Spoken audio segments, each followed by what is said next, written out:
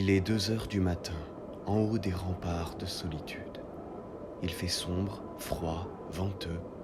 Vous n'avez qu'une envie, que votre tour de garde se termine et retourner dans la caserne, dormir au coin de la cheminée, en espérant que les copains ne ronflent pas trop fort. Pour l'instant, c'est le vent qui hurle au-dessus de la forteresse que vous protégez. Vous avancez sur le chemin de ronde en continuant de surveiller l'horizon. Rien au nord de la baie, rien dans l'est de Haafingar, un point sombre au-dessus de la mer des fantômes, rien au-dessus de Pont-Dragon. Pardon. Vous attrapez en grelottant votre longue vue. Le vent essaye de vous arracher l'objet des mains, mais vous le braquez dans la direction de l'est. Les vers polis vous révèlent soudain que le phare a été abattu et est dévoré par les flammes. Vous ne tremblez plus à cause du froid, mais vous tremblez plus fort. En levant un peu la longue vue, vous découvrez le coupable. Vous restez statufié pendant d'interminables secondes, puis votre raison reprend le dessus. Vous courez vers la caserne, dégringolez les marches, ouvrez la porte d'un coup et criez « Un dragon !» Demandez à n'importe qui de vous parler de fantaisie et vous pouvez être sûr qu'il va prononcer le mot « dragon », généralement dans les 2 premières minutes. C'est un symbole des aventures dans les mondes fantastiques. Même là où il n'y a pas vraiment de dragon, on en trouve soit des dérivés, soit une référence, soit il sert d'élément de comparaison. Le dragon, c'est une référence, mais une référence terriblement floue.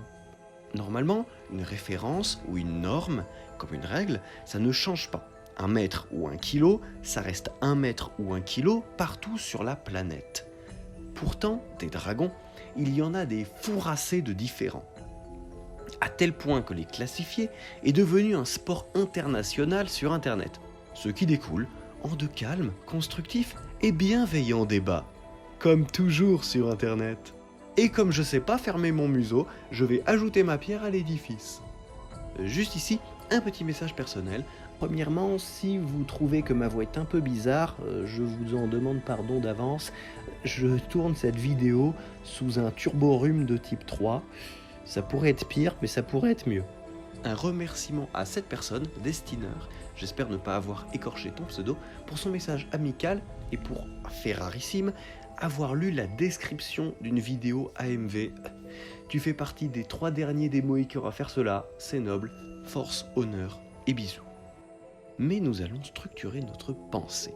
Oui, je suis quelqu'un d'ordonné quand on a le temps. Voici donc le plan de vol. Pourquoi classifier les dragons ? Un questionnement qui guidera notre réflexion. Une classification biologique des dragons. Ce sera rapide, la classification la plus complète que j'ai trouvée, mais paradoxalement pas forcément la plus intéressante. Et enfin, comment construire son dragon ? Et là, on va pouvoir entrer dans le détail. Pourquoi classifier les dragons ? Précision, à part pour pouvoir reprendre les autres et les traiter d'incultes sur Internet. Eh bien, il y a grossièrement 3 possibilités. Soit vous êtes une personne normale dans la réalité et vous vous apprêtez à découvrir une œuvre contenant des dragons. Quelle que soit l'œuvre, livre, film, jeu vidéo, jeu de rôle, eh bien ici, ça ne sert à rien. Plus encore, il vaut presque mieux que vous ne le fassiez pas.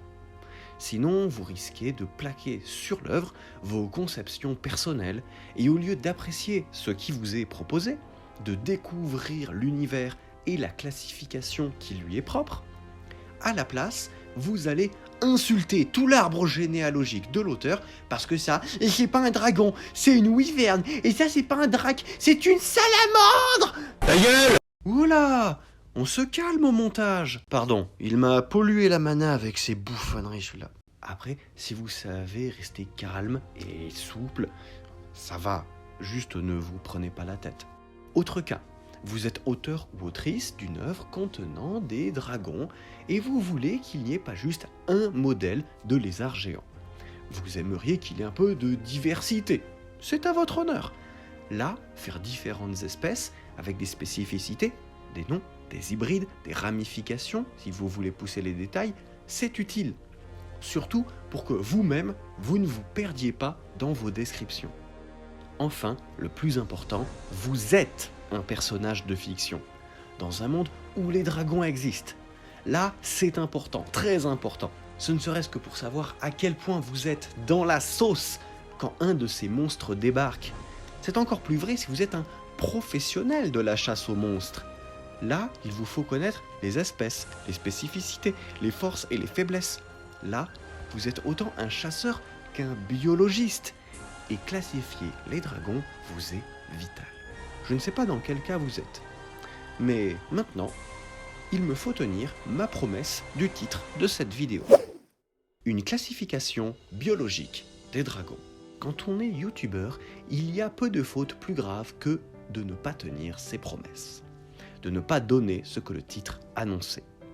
Et quand je vous parle de classification des dragons, vous vous attendez à ce que je vous sorte un arbre biologique de parenté, comme on a pour d'autres espèces de la réalité. Eh bien, voilà.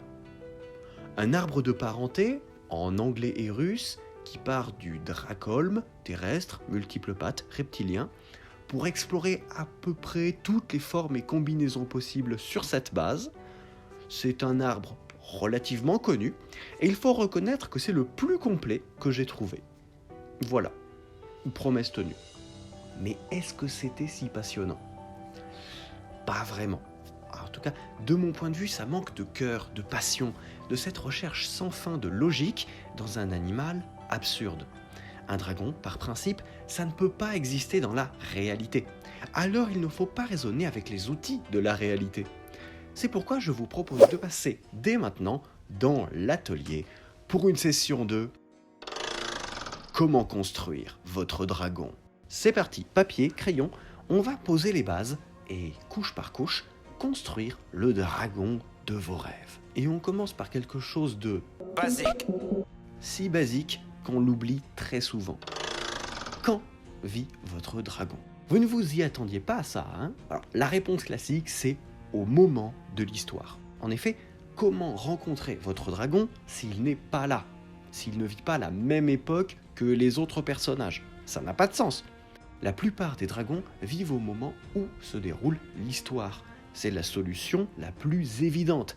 Et en règle générale, c'est la plus pratique. Ne vous en privez pas.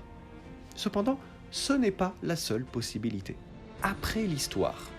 Ça, c'est une position temporelle un peu plus fumeuse. Cela décrit des dragons qui arriveront.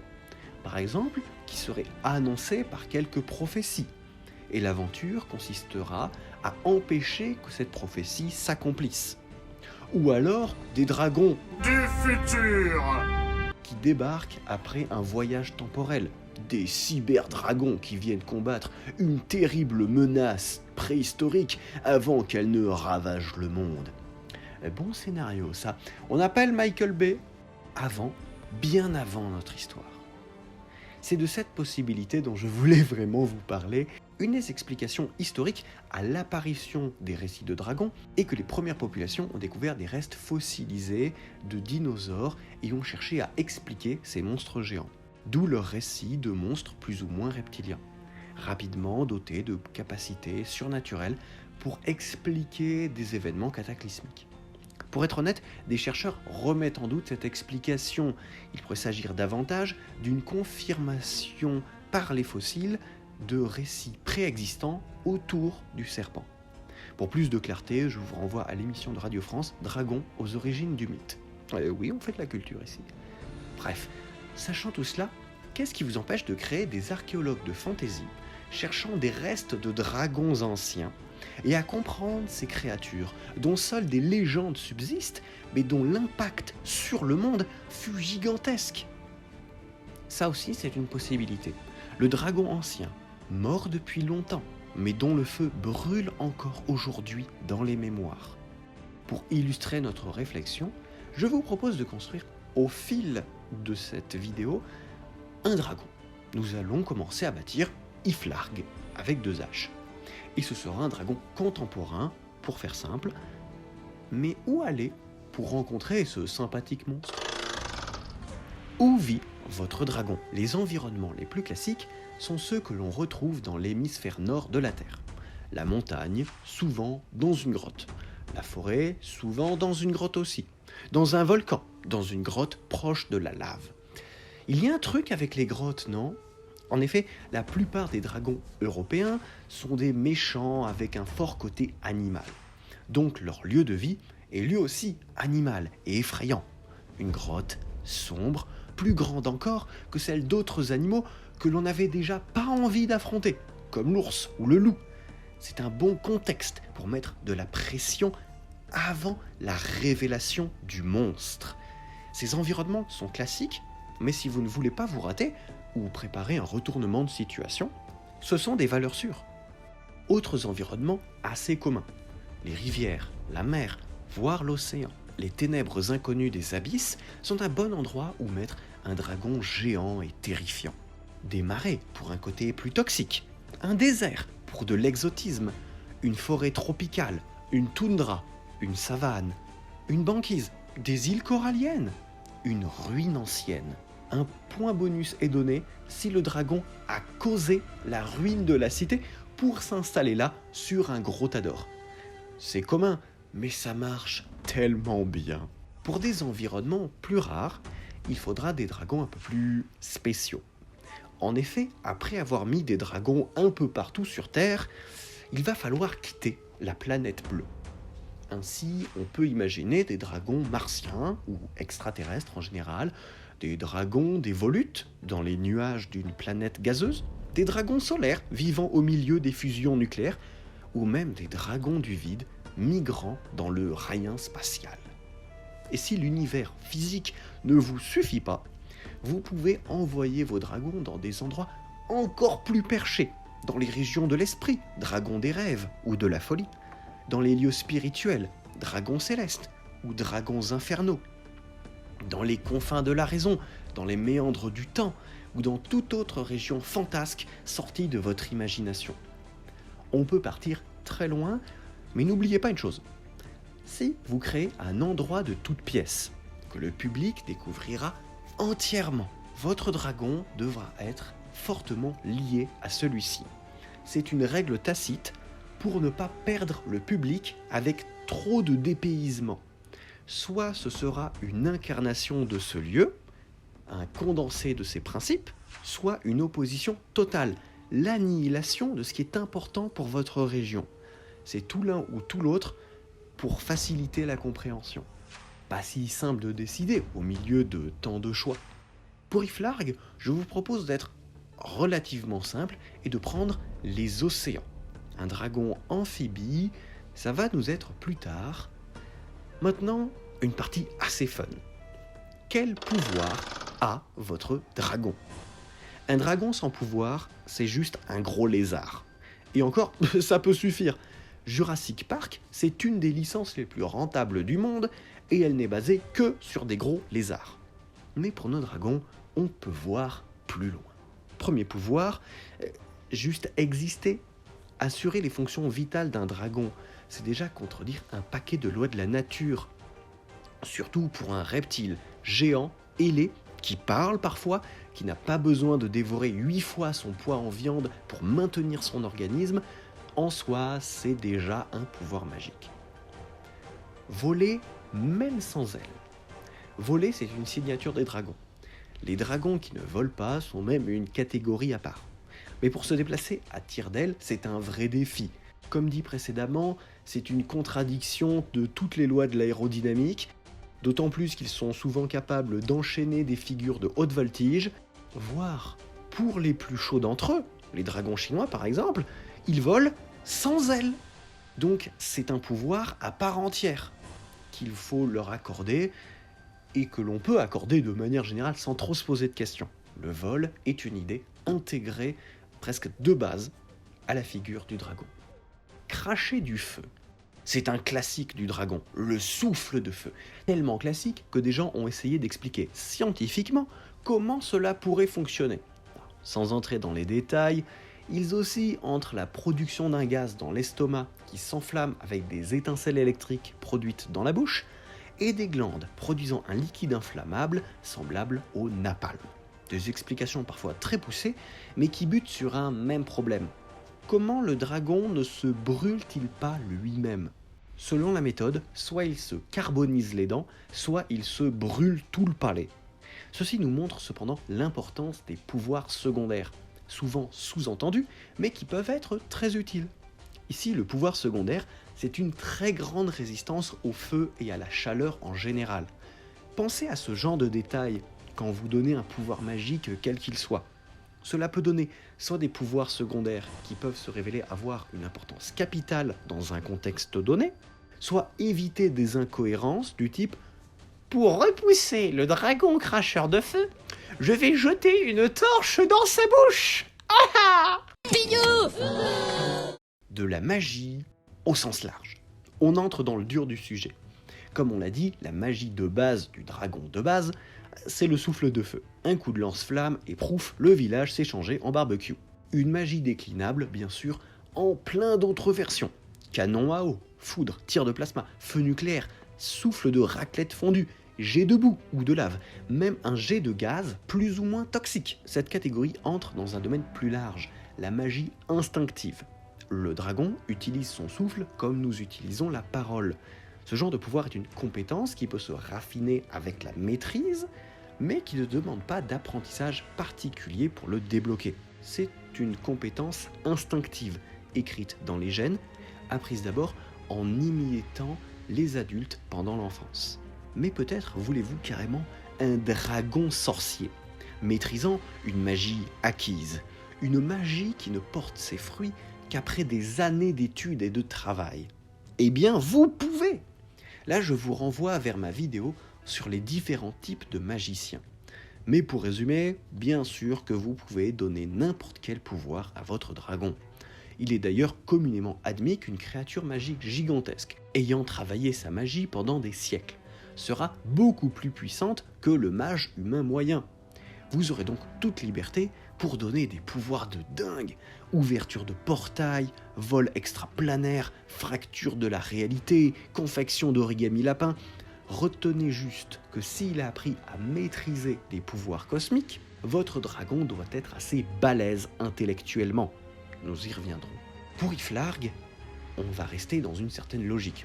Je construis un dragon marin. On peut imaginer une certaine magie de l'eau. Mais si c'est un prédateur marin, il lui est peut-être plus utile d'avoir un souffle d'air, qui crée des bulles d'air sous l'eau. Les bulles piègent des proies, des poissons qui se noient dans l'air, oui c'est ça, et hop, un mérou pour le dragou, en bonus, qui permet de passer de la construction d'un individu à celle d'une espèce entière. J'ajoute un dimorphisme sexuel. Ne commencez pas à rougir, c'est de la biologie. Grossièrement, il s'agit de différences entre le mâle et la femelle d'une même espèce, qui ne soient pas purement liées aux fonctions reproductrices. Ça peut être la taille, ça peut être la couleur des plumes, ça peut être tout un tas de choses, et en fantasy, ça peut même être un dimorphisme magique. Ici, nous allons décider que les mâles ont une capacité de souffle bien supérieure à celle des femelles. Des vents d'une puissance délirante, une pression d'air à arracher les granges. Pourquoi ? Je garde l'explication pour plus tard. Franchement, ça vaut le coup, c'est à la fois crédible et complètement débile.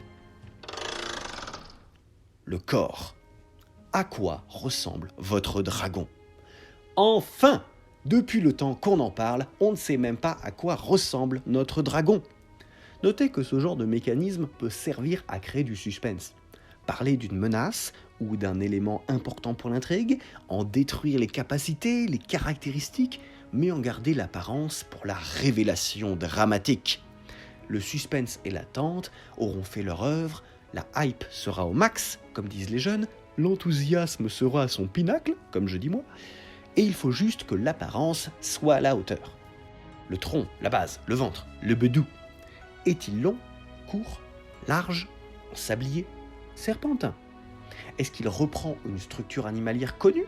Est-ce qu'il va soutenir une forme complètement incongrue ? Choisissez bien ce que votre dragon doit dégager comme émotion.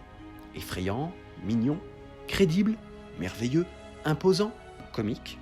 La tête est-elle bien proportionnée par rapport au corps ? Plus grosse pour un côté mignon comique ? Plus petite pour un côté plus crédible, dinosaure ? Est-elle directement posée sur les épaules ou au bout d'un long cou ? Est-elle aplatie, en triangle, ronde, en marteau ? Surtout, est-elle unique ? Des dragons à plusieurs têtes, ça ne manque pas. Ça augmente le côté monstrueux.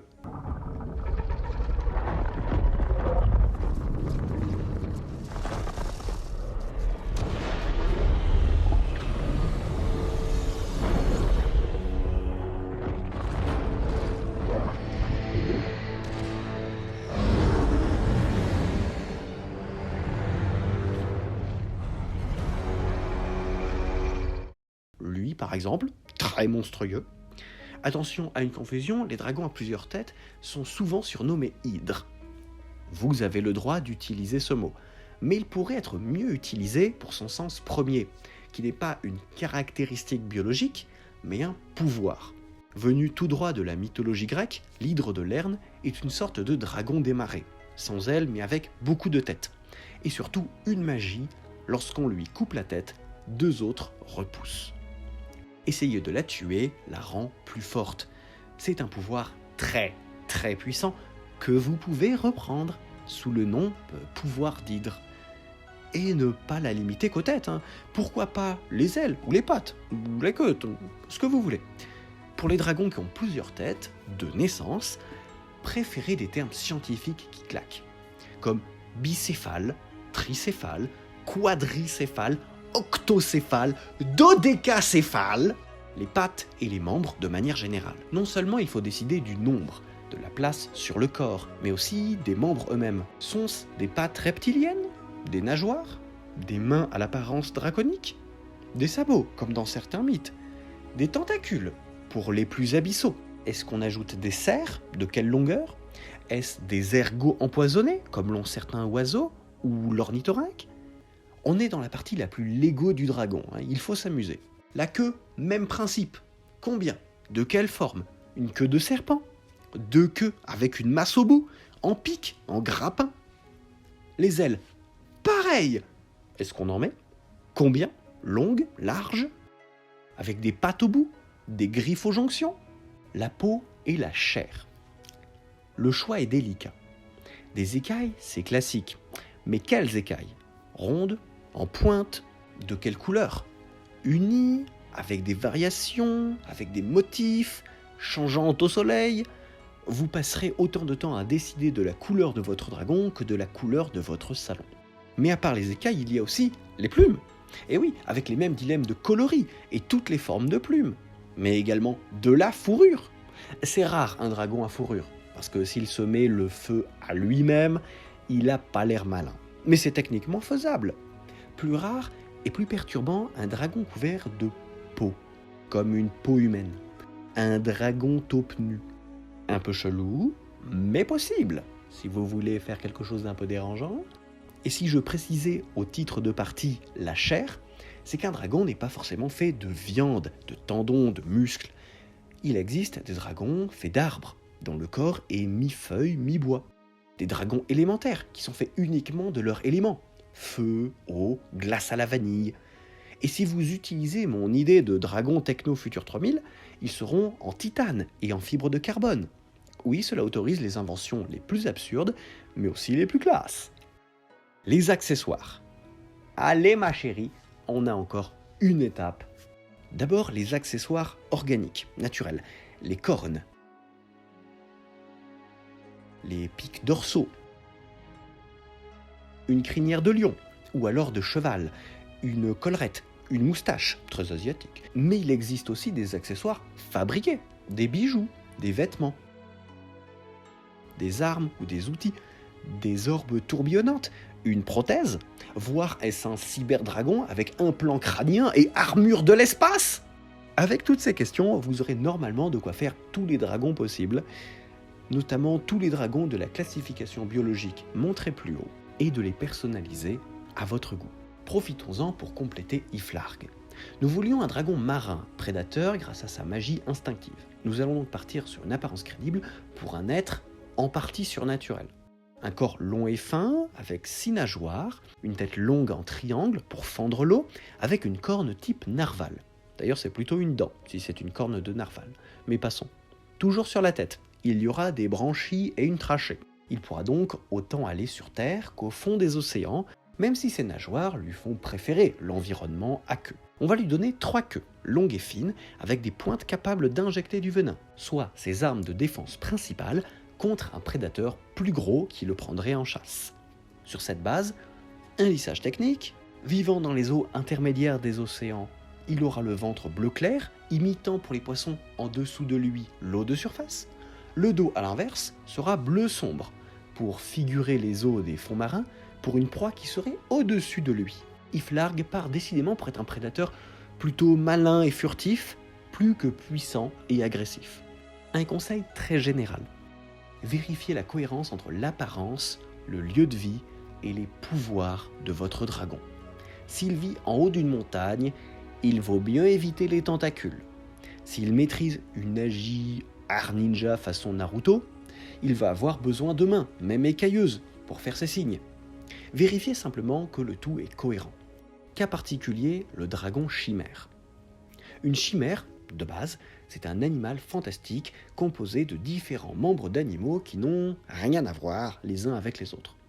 À ce sens, les premiers dragons étaient souvent des chimères. Par exemple, la Tarasque, pas celle de D&D, celle des légendes provençales. Une bébête avec un corps de bœuf, 6 pattes d'ours, une carapace de tortue avec des pics, une queue écailleuse et sa tête pouvait ressembler à celle d'un lion aux oreilles de cheval avec un visage de vieil homme. Waouh, qu'est-ce que c'est que ce truc là? Maintenant, aujourd'hui, les dragons peuvent avoir des formes très diverses. Les auteurs font tout de même attention à ce qu'il y ait une certaine cohérence organique. Alors, lorsque l'on parle de chimères, on entend surtout des créatures fabriquées, désassemblées et réassemblées par une intervention volontaire. Ainsi, l'histoire d'un dragon chimère n'est plus celle d'une bestiole bizarre dans son coin. C'est celle d'un dragonnet, petit, mignon, né quelque part sur son flanc de montagne. Quand un sac lui tomba sur la tête, il fut trimballé sans soin dans l'obscurité, puis attaché, la gueule fermée par une muselière de fer, puis enfermé dans une sombre pièce. Là, il passa de longues années de sa vie à être découpé, disséqué, puis recousu par cet alchimiste en robe blanche. Chaque jour apportait son coup de scalpel. Chaque nuit, la force magique du dragon luttait pour recoudre les chairs, y compris des membres qui ne lui avaient jamais appartenu. Une patte d'hippogriffe, un serpent cousu par la queue à la place de la sienne, puis 2 autres, parce que cela faisait rire l'alchimiste. Une aile de chauve-souris géante, d'abord trop grande pour lui, puis trop petite. Au fil des années, le dragon avait pris une taille d'adulte, une force intérieure colossale, mais son esprit était toujours celui du dragonnet arraché à son nid et terrorisé chaque jour par cette même blouse blanche, par ce même scalpel brillant. Puis, un jour, l'alchimiste oublia de fermer une des attaches tenant une de ses pattes. Le dragon agita son membre endolori par l'inaction, surpris de pouvoir bouger, et fit tomber un chapeau. Surpris, l'alchimiste se retourna et courut réattacher son cobaye. Mais le dragon, dans un réflexe, donna un coup de griffe. Frappé comme par 3 épées, l'alchimiste tomba à terre, alors que sa blouse blanche devenait rouge. Le dragon ne comprenait pas bien ce qu'il se passait, mais la soudaine odeur de la mort lui emplissait les naseaux. Utilisant soudain toute sa force, il fit sauter une à une ses entraves, tomba de la table de découpe où il avait passé sa vie et fonça vers la première raie de lumière qu'il vit. Explosant le mur, il se retrouva dans la forêt. La force du soleil lui brûla les yeux. Les oiseaux volants tous sens l'effrayèrent. Il cracha une large flamme. Et soudain, le monde autour de lui devient brûlant, suffocant de fumée. Il essaya de s'envoler, avec tous les malheurs du monde de par ses ailes déséquilibrées. Il se cognait dans les roches, il s'écrasait dans les lacs. Et toutes ses cicatrices, toutes les coutures sur ses membres ajoutées lui faisaient mal. Les serpents remplaçant sa queue n'arrêtaient pas de le mordre et d'injecter leur venin dans sa croupe. Fou de douleur, le dragon chimère prit une direction au hasard, celle d'un simple village n'ayant eu jusque-là aucun lien avec cette histoire. Bref, ne faites pas d'expérience sur des dragons. Intelligence. Comment pense votre dragon ? Il y a 3 grandes catégories qui sont plus des points de repère sur un spectre, mais cela rendra les explications plus claires. Niveau animal. Le plus basique, le dragon est un animal, sauvage ou domestiqué, c'est comparable. Il ne parle pas au sens humain du terme, il communique plutôt avec des cris ou son habitude. Il réfléchit d'abord avec son ventre, avec son instinct de survie. Il est possible d'obtenir sa confiance, en le nourrissant et en prenant soin de lui. Mais c'est une fidélité plus ou moins intéressée. Cela dépend de la durée de la relation, un peu comme celle d'un chien envers son maître. Se baser sur le comportement d'un vrai animal est une bonne source d'inspiration. Et cela permet de justifier des comportements un peu étranges, à la limite de la prémonition. Les animaux sentent, entre guillemets, venir le danger, via des sens que les humains utilisent peu. L'exemple de base, ce sont les dragons de la trilogie Dragon. Croque-Mou est le croisement entre un gros chat et un chien débile, selon son humeur, et c'est pour ça qu'on l'aime. Niveau humain, un cas relativement commun. Le dragon ici a une compréhension de concepts complexes. Planifie, construit des hypothèses, peut faire des choses qui vont contre son intérêt au nom de valeurs supérieures, mentir et tromper. Un dragon étant souvent très vieux, on le classe souvent dans le haut du panier de l'intelligence, avec une grande expérience. Mais cela ne signifie pas pour autant que c'est un être très sage, ni très bienveillant. On peut être très intelligent, avoir une grande expérience de la vie, et toujours ne penser qu'à sa pomme. L'éducation ne fait pas la bonté, et autres dictons. Exemple, les dragons de la saga Eragon sont très intelligents, communiquent, manient des concepts assez complexes pour leur magie. Mais ils font aussi de lourdes erreurs stratégiques parce qu'ils n'avaient pas vu venir tel ou tel élément. C'est très humain. Niveau surhumain, avec l'expérience des siècles. Là, on parle des vrais dragons super intelligents. Le cas d'école, c'est le dragon vénérable de Donjons et Dragons, surtout le dragon d'améthyste vénérable. Là, on peut pas faire mieux. Ils comprennent tout sur tout. Ils ont une compréhension de l'univers qui dépasse celle des dieux qui le gouvernent. Ils ont l'expérience des siècles et la curiosité des nouveau-nés, et ils ne s'impliquent pas dans le monde. C'est un point commun aux personnages ultra intelligents, ils ont tendance à laisser le monde vivre et mourir devant eux, sans intervenir, tout occupés qu'ils sont à apprendre et disséquer les informations. Vous n'êtes pas obligé de faire de même, mais n'oubliez pas qu'un dragon surintelligent vivra avec un décalage faramineux par rapport au restant du monde. Tous ces gens sont si faibles et limités, et à leurs yeux ne semblent pas réfléchir avant d'agir. Les dragons débiles ont aussi un fort décalage, mais comme ils sont trop bêtes pour comprendre qu'ils sont bêtes, ils sont heureux. Tant mieux pour eux.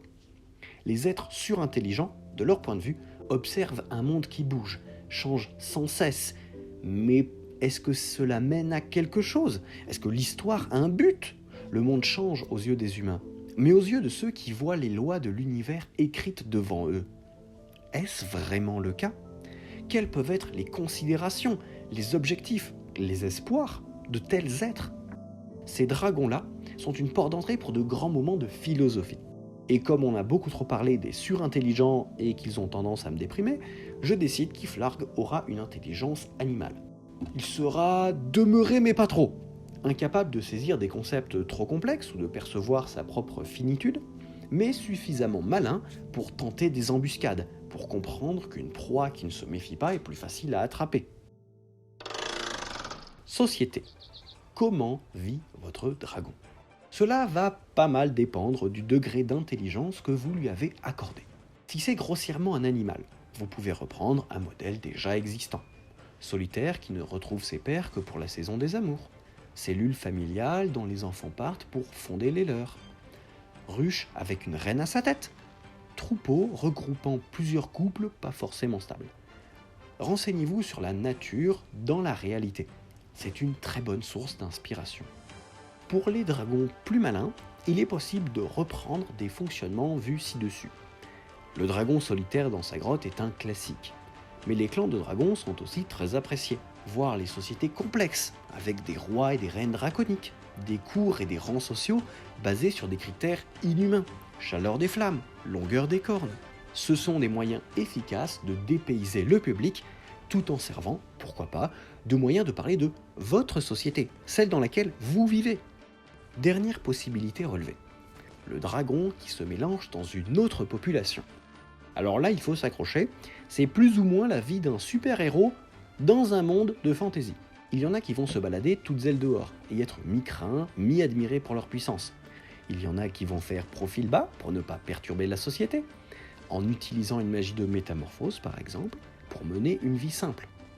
Il y en a qui vont s'impliquer dans la vie de la société, sous une forme simple, mais en se faisant une place à la mesure de leur puissance.